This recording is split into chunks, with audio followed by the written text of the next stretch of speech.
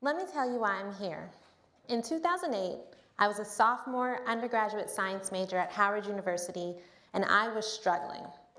In high school, I excelled in science, but by the time I got to college, I found myself struggling specifically with the rigor and the expectations of my coursework.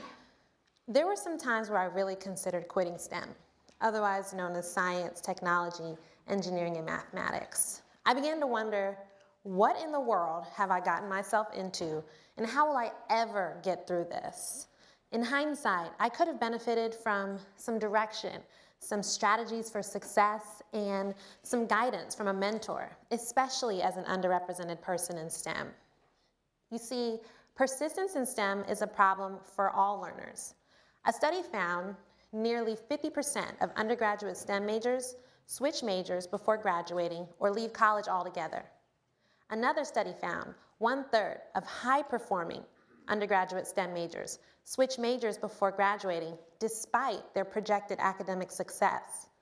Persistence in STEM is a problem for all learners, especially underrepresented people like girls, women, racial ethnic minorities, and students from economically disadvantaged backgrounds.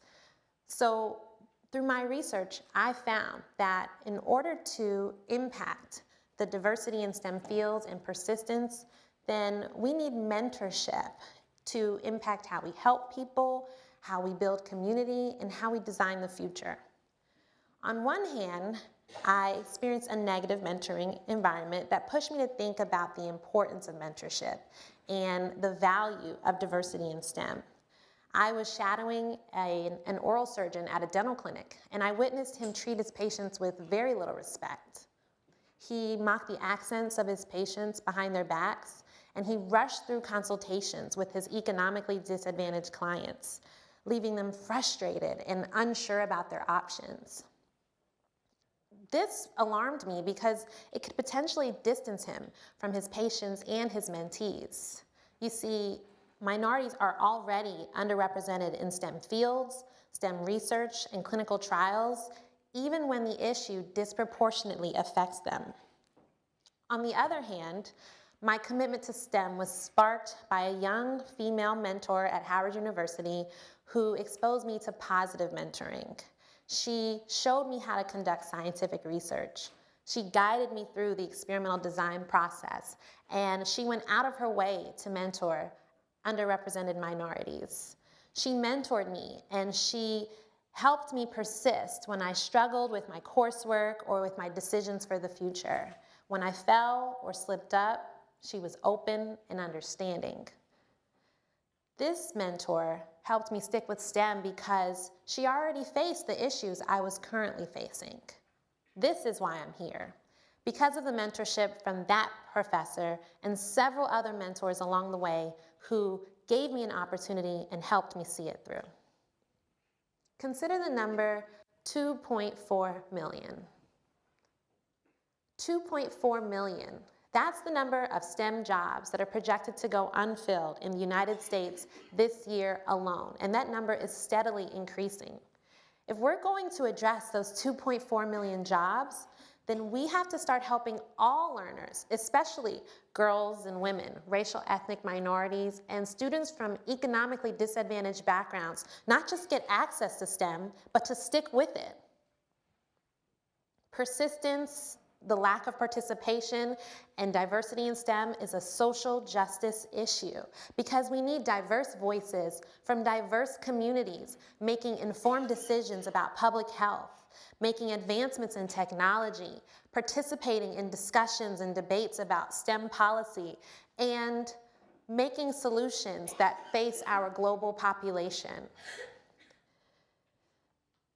Now imagine an undergraduate STEM major struggling to navigate the field or to see the relevance of their coursework. A good mentor would expose them to hands-on experiences. A good mentor would share their accomplishments and their challenges in STEM. A good mentor would expose them to opportunities. A good mentor would encourage them to persist. Today, I am a testament to the reciprocal benefits of mentorship and its possibility for social change. I am a committed researcher to increasing STEM retention across all people. I also mentor undergraduates and high schoolers in urban neighborhoods. As a result of my mentorship, my undergraduate mentees have presented novel research projects at national conferences.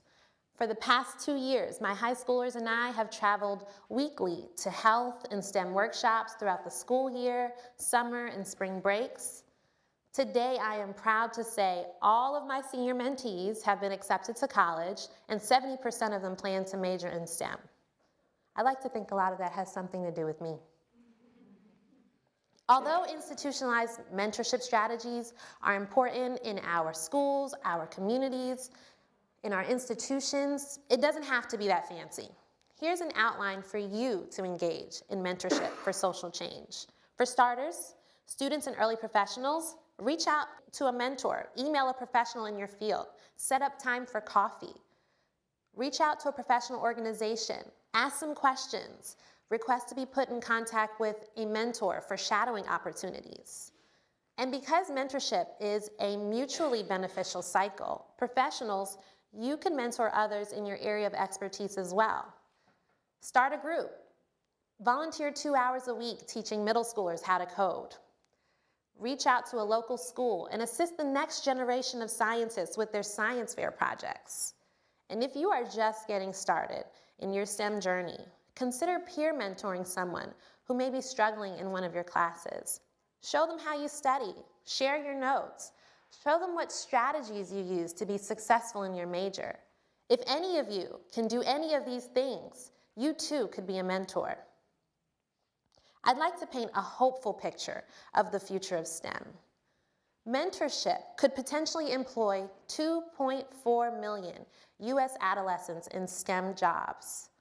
Now imagine future STEM professionals being mentored by current STEM professionals to bridge intergenerational issues.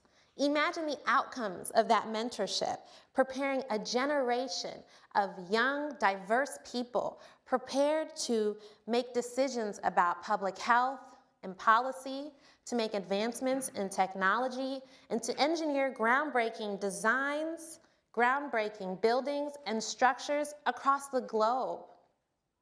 Paul Hepner, a major research mentor, once wrote, "Being a change agent for social justice is the duty and the obligation of everyone, and it's important that all people from all races, all genders, and all backgrounds contribute to this social change community." You see, it's bigger than STEM. Mentorship is an act of social change, and it's all of our responsibility to contribute to this movement by becoming a mentor and/or seeking mentorship. Thank you.